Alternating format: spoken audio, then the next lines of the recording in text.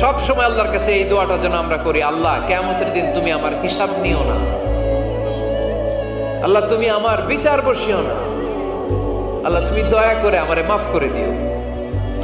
আল্লাহ যার বিচার করবেন ও জাহান্নামে যাবে, আর যার বিচার করবেন না সে জান্নাতে যাবে।